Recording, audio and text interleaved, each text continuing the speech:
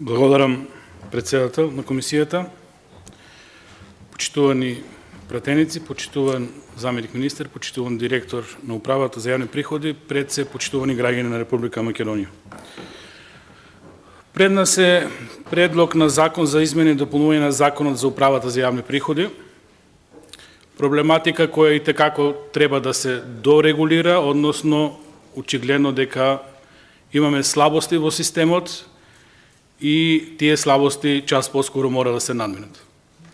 Прашањето е дали со овие измени на законот ќе се постигнат посакуваните ефекти, иако во законот се регулирани повеќе области од проблематиката на Управата за јавни приходи, меѓутоа главната поента е дали конечно ќе имаме во Република Македонија нормална економија, нормални финансии и нормални токови на парите, каде што ќе знаеме каде се движат тие пари и каде завршуваат. За жал, после 6 години владење на Социјалдемократскиот сојуз на Македонија и ДУИ,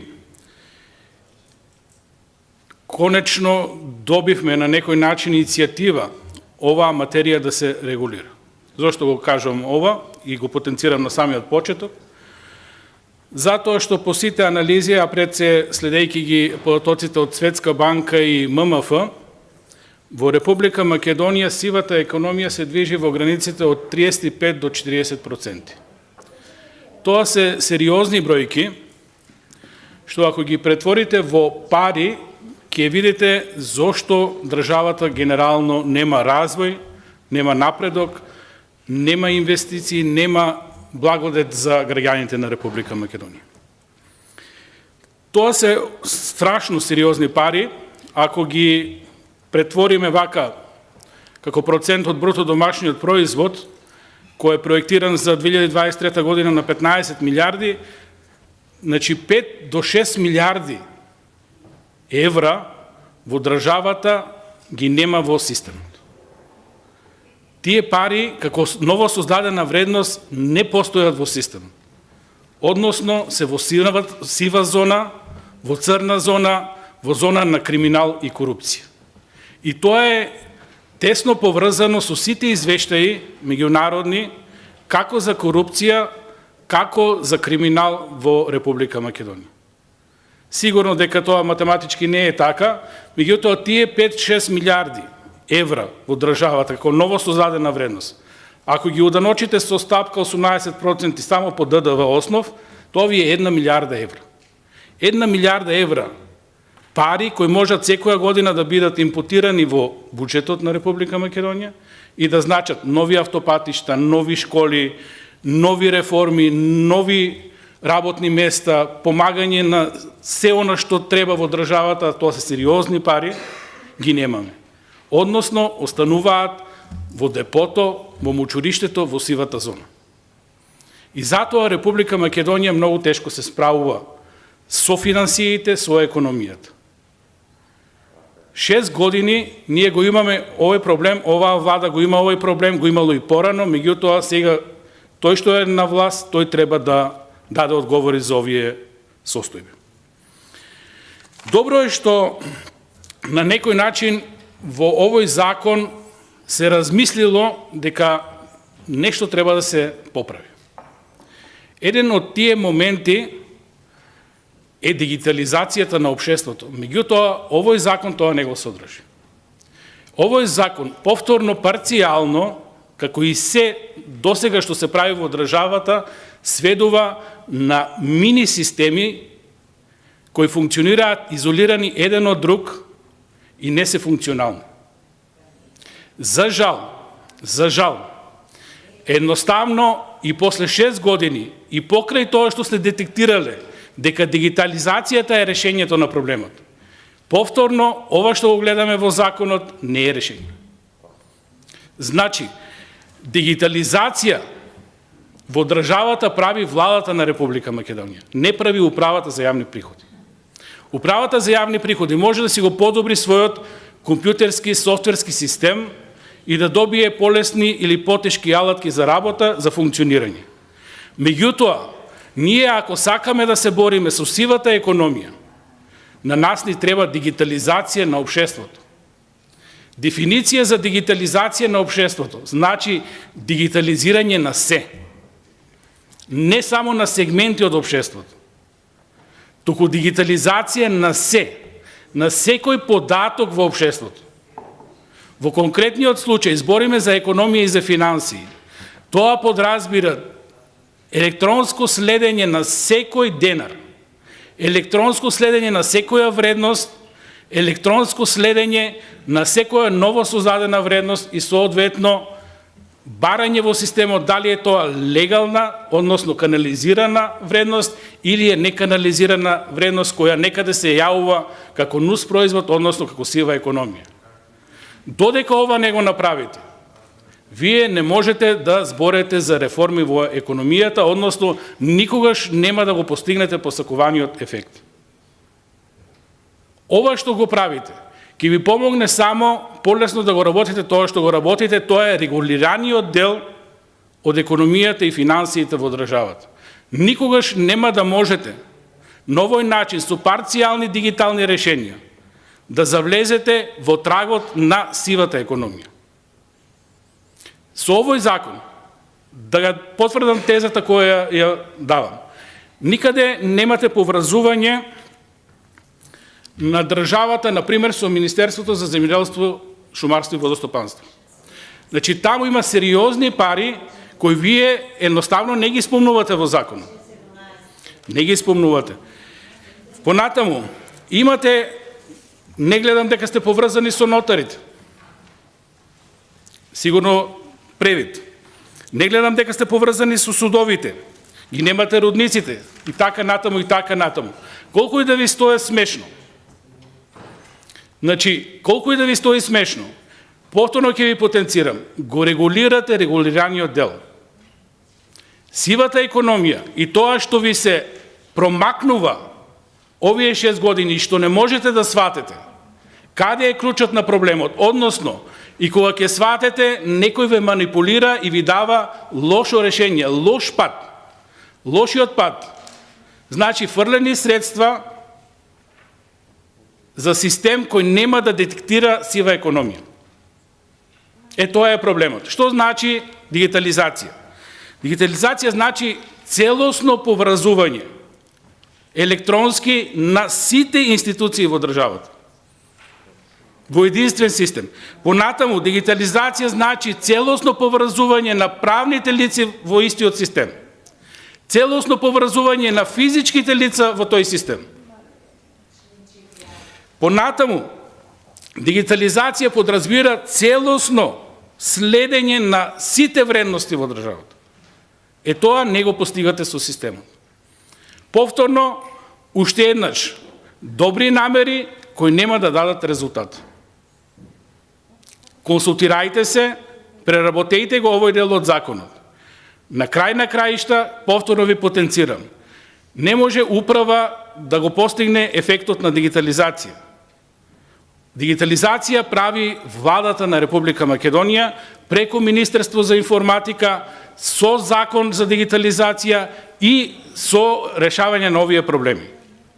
Ако не го направите ова, нема да го постигнете ефектот. Односно, парцијално само ќе добиете улеснување на работата, полесни алатки, потешки алатки, не знам кој ќе ви го изработува и што ќе постигнете со системот.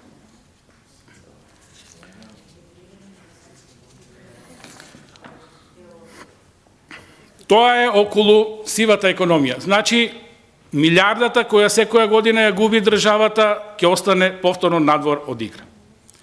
Во такви околности, некој е свесен дека перформансите ќе бидат слаби. Зашто е свесен? Затоа што управата за јавни приходи нити од буџетот, нити од самофинансирање нема доволно средства за да го зголеми обемот на својата работа и да го постигне посакуваниот ефект.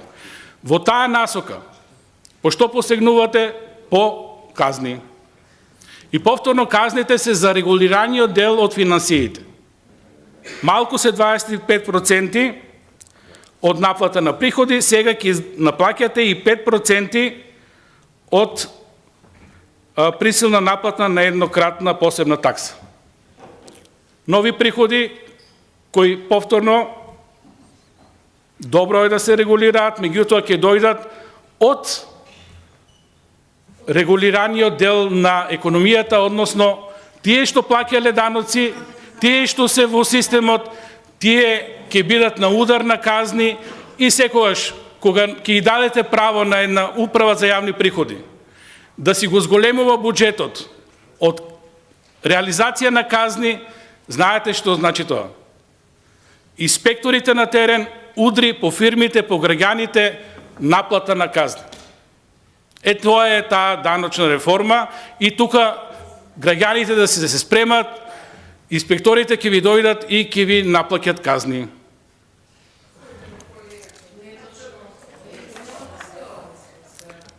Погледнете го член 3.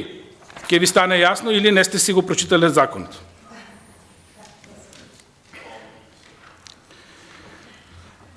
Што се однесува тие зголемени приходи за управата за јавни приходи ќе значат и поголеми средства и во овој закон нормално предлагачот на законот доаѓа до едно фантастично решение. Директорот на управата по свој личен избор или по предлог на Министерство за финансии и по предлог на владата да направат листа на подобни партиски кадри кои ќе бидат наградени со 30% зголемена плата и новина во овој закон 60% зголемена плата. Значи, од една страна збориме за закони за плати, за урамниловки, за не знам што и еве од стартот, од најповиканите за финансии, нов модел кој треба да го следат сите останати. Зошто Министерство за земјоделство и шумарство и водостопанство да не одреди специјално луѓе кои се заслужи за Министерството и да не ги изголеми платите за 60%? Што се они поразлични од тие од управата за јавни приходи? Секоја дејност ќе најде своји заслужни кадри и секоја дејност ќе си понуди нов закон во Собранието на Република Македонија, нормално ќе се излобира и сите ќе си ги изголемуваат по заслуга 60% платите. Од една страна викаме дека нешто ќе регулираме, од друга страна нудиме нови решенија кои ќе значат повторно зголемување на плати, меѓутоа овој пат што се случува? Селективност. И тоа најмалку ни треба во нашата економија, во нашата администрација, во тоа што значи функционирање на државата. Морам да кажам дека збунувачки за мене е член 29. Одредени решенија од овој закон, ако не се лажам, сега да го прочитам уво текстот, ќе престанат да важат со влегување на државата во ЕУ. По некоја вака неправничка логика, не сум правник, значи дека тие членови не се европски. И сега ние на Комисија за европски прашања даваме членови кои не се европски. Кога ќе влеземе во Европа, нема да важат овие членови, значи новиот закон во оваа Комисија за европски прашања има неевропски членови кои нема да важат кога ќе влеземе во Европската унија. И ова е стварно чудно, да не кажам парадоксално. Збунувачки е и тоа што си ги укинувате член 7, 8 и 9. Значи, во еден од тие членови, покрај другите надлежности на управата за јавни приходи, се нотира дека управата ќе го следи нормално даночниот систем и ќе предлага закони, односно ќе дава коментари на закон. Чиста корелација, единствено што ми паѓа на памет, е несогласувањето на владата и управата за јавни приходи околу даночната реформа и различните изјави кои ги слушнавме во медиумите. И сега едноставно, за да не се ова случи, се бришат членови од законот каде што управата за јавни приходи имала надлежност да ги следе даноците, да дава своји предлози, тоа е укинато како право со овој закон. Така пише во законот, се укинува член 7, 8 и 9, во еден од тие членови тоа е регулирано. Многу парадокси, многу чудни работи во законот.